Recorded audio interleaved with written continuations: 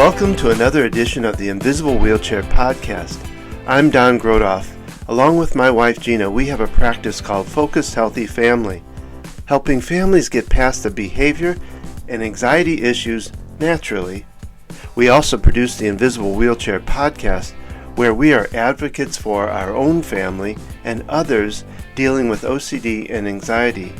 In the Invisible Wheelchair Podcast, we do interviews, provide resources, and information for treatment and support of OCD recovery. We also want to hear from you, your comments, and if you want to tell your story, we want to put it up on the podcast, on our Stories from the OCD side. Our goal in these podcasts is to raise awareness of and advocate for the recovery from obsessive compulsive disorder, better known as OCD. Sponsoring our podcast is Quintessential Biosciences, better known as Q Sciences. Gina and I learned the hard way when we realized our daughter's supplements weren't being absorbed properly, and she really wasn't getting the nutrients that she needed. We knew the power of quality supplements in our health of our family, so it was time to find a better product. That is when we were introduced to Q Sciences. Q Sciences products provide the highest quality, maximum absorption possible, and improved health for the body and mind. Products like hemp oil, sleep spray, and Kids Focus convinced us that they really make a difference in our family's health. You too can have a healthy family, so stop wasting your money on supplements that don't work. Check out Q Science products today at qscience.focusedhealthyfamily.com. That's the letter Q, sciences.focusedhealthyfamily.com. You can also find the link on the invisiblewheelchair.com front page. Now, let's get to that podcast.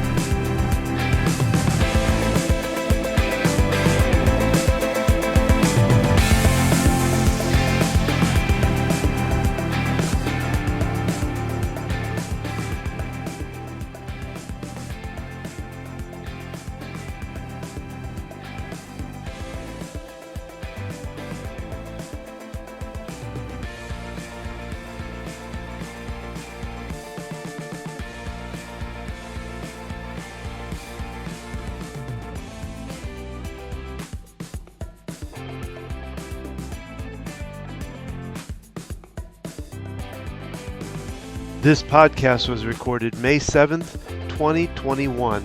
This is podcast number 56, and this is the Bergen 4-day OCD treatment, a new kind of exciting possibility for treatment of OCD that I wanted to bring to the attention of my audience because it has some real positive effects to it so far. And I wanted to, like I say, enlighten you this possibility. But I want to do this in a manner because it is fairly new. I think if I remember right, it was around, I didn't write this date down, but I believe somewhere around 2017, 2018 is when it really started coming out and being noticed. But it's called the Bergen 4-day OCD treatment process, and now this is going to be a tough one because it was created in Bergen, Norway, and the creators of it are, and I'm going to try do my best with this because there's some tough names to pronounce, but Gerd Kaval is the dean of the University of Bergen, where a lot of this went on, and then he partnered with Bjarne Hansen, who is the head of the OCD clinic in St. Olav's Hospital in Trondheim, Norway. And then finally, Throster Bjorgvinsen, who is an associate professor at Baylor College of Medicine. And they did a lot of this, again, they had a lot of help from some different other associations in helping them put this together. And I guess I want to give a little bit of a disclaimer in a way, is I've looked at and researched this on the internet, looked at different articles. So the information I'm going to give you isn't necessarily from one specific article or piece of information. The IOCD Foundation had an article which really stated a lot of the same pretty much the same stuff here. There were some other articles that I did some research on, and so this information is out there uh, in a lot of different places and forms, but it all kind of comes up with the same conclusions. I didn't go as much deeper in it right now because, like I say, it is very new, and the studies that have seen report on here, there doesn't look like to me, from what I can see in the different articles, that there's a lot of studies, and the studies that were done were small. So it tells me that, what they showed as results may not be the best indicator of this, but so what it is, it's an intense 4-day treatment. As I see it, I talked in one of my other podcasts about flooding, where you just do this intense, you go right into it, you hit the heaviest stuff, and you just work on it very intensively. And so this kind of sounds like that to me. Now, I'm not the scientist or the expert on this, but from what I can see from I read about it, that's what it seems like to me. So I would take this with a grain of salt in understanding that this may not be for everybody. In fact, I think it would be for a more smaller segment of OCD sufferers that this could be effective for. But I mean, they talk about in the study that I, to me it looks like they only did one study and it only had like 77 participants to it. So that's what everything's kind of based on right now. And from what I could tell from what I read, most of these associations, like even I think the IOCD Foundation, is really wanting more testing and more evaluations of this to really make sure that it is true. And a lot of them still say, really the true best treatment yet is the ERP, exposure response prevention, which I've talked about. But what they've shown in the study or studies they've done is that one, there's not really any dropout rate during the actual 4-day process. They show, after 60, I'm sorry, after 6 months, the remission rate is still at 70%. In other words, what they showed is people still held on to the results. At 6 months, 70% of the people still held on to the results. So, and then after 12 months, uh, 83% of the participants were still responding to the treatment. Still, I guess, still doing the holding to what they learned. Again, it was a small study, um, and there, of 77 people. That's not a huge study. So I believe that it's going to really take more studies and more evaluation long term. And they talk about it because, I mean, the 2 or 3 years that it's been out or that it's been noticed really isn't the kind of time frame to be able to get the best evaluation of it. So they really wanted to be able to get more studies done on it. Uh, and they also said that the effects of it were even effective on depression. So, you know, what I and I didn't really, I think I'd heard this before, but in a couple of different articles, they talked about the World Health Organization actually ranks OCD in the top 10 of the most debilitating disorders that are out there. And I very much believe it because it was very debilitating for my family.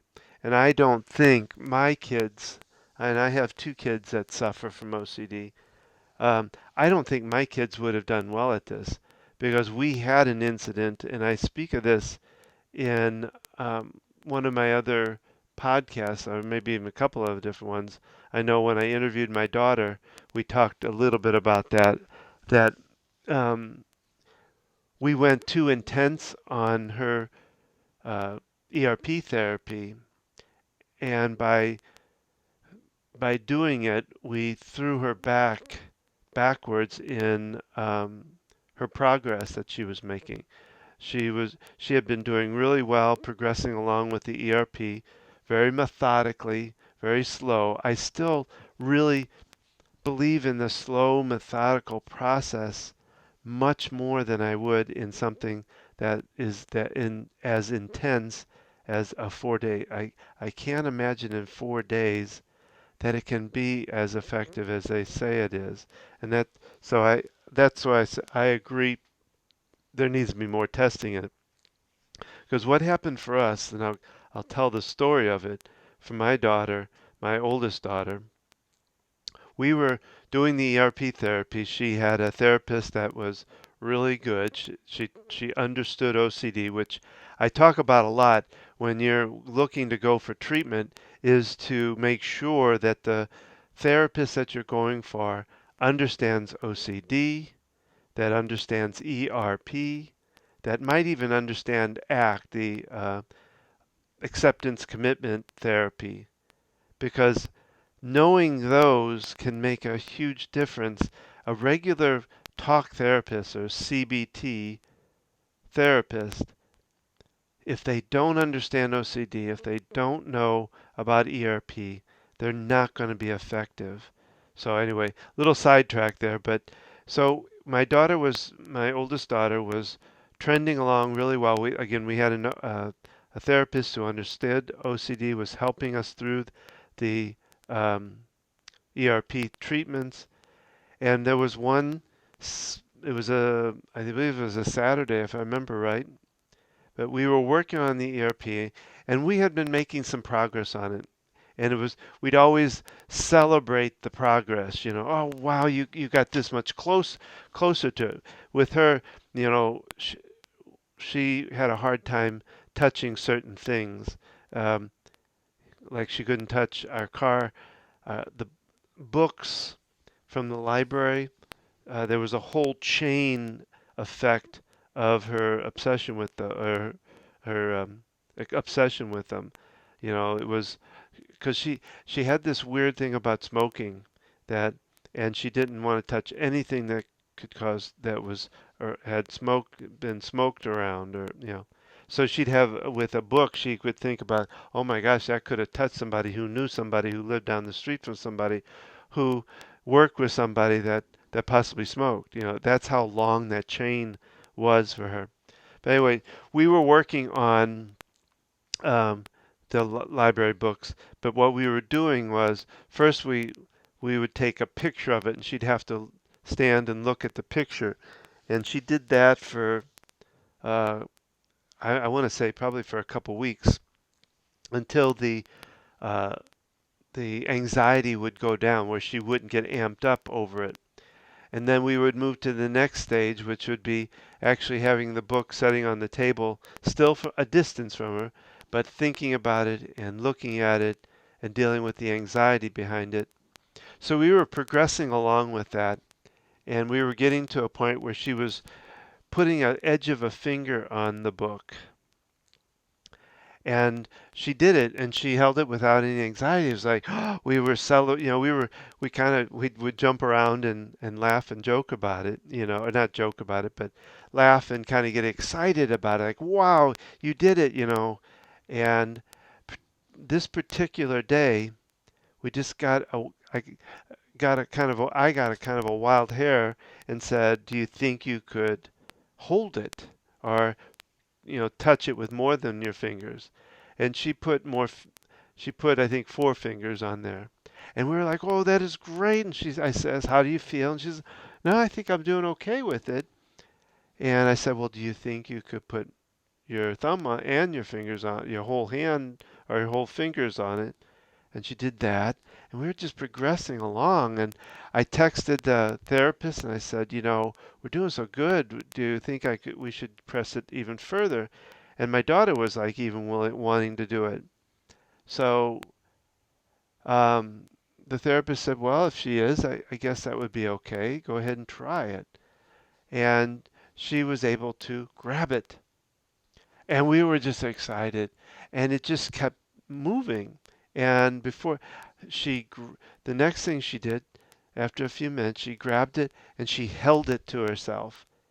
And we were just so excited. And, you know, she was feeling good. There wasn't much anxiety to it. And it was so we ended up putting the book down, and she was fine the rest of the day. She was happy. She was proud of herself that she had done that. The next morning, she woke up like an explosion.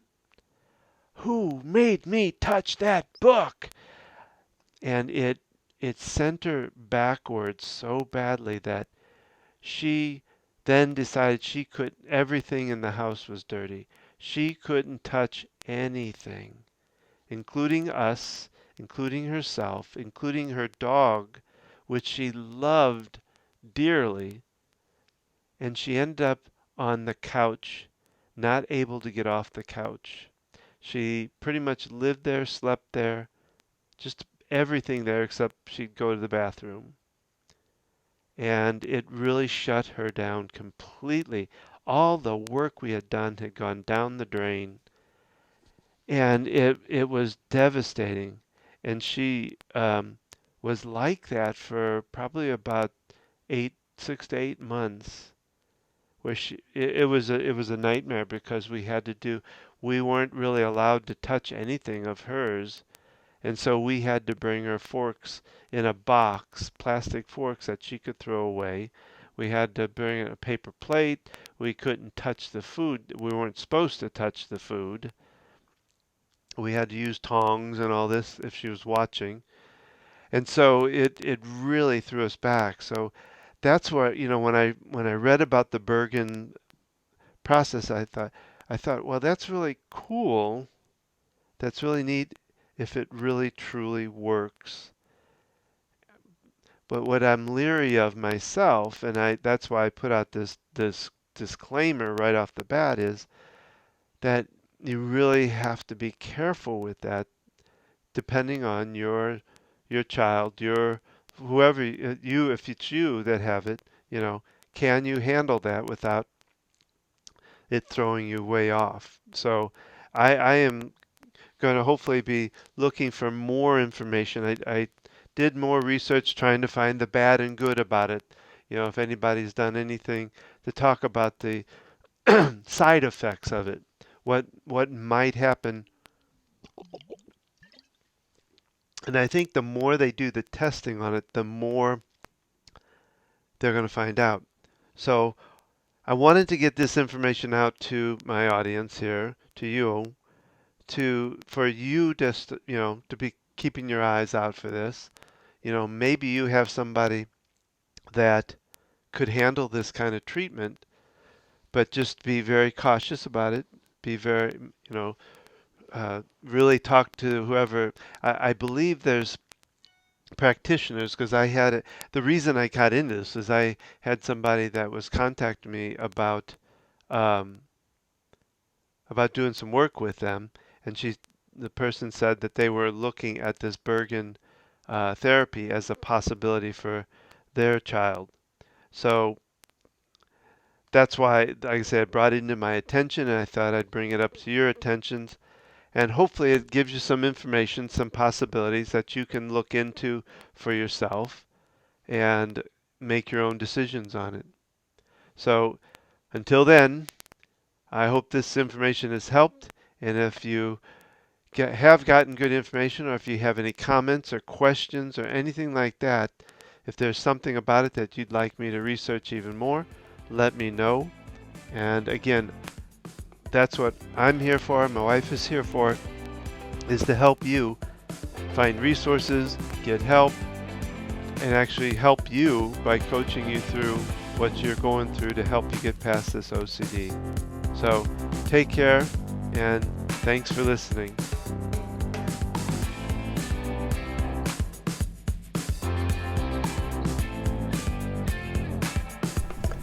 This concludes this podcast. We hope you will subscribe if you haven't already. Remember, we would love your comments, or if you have a story to tell, we want to put it up on the podcast. Simply go to invisiblewheelchair.com to do that. Don't forget to like us on Facebook at Invisible Wheelchair Podcast. If you or someone you know would like to be a guest, we love guests. So simply go to invisiblewheelchair.com and contact us from there. Gina and I are here to help you or your family get to a better place naturally. Simply visit focusedhealthyfamily.com for more information. Thank you for joining us on this journey. Keep tapping and focusing forward for a better way.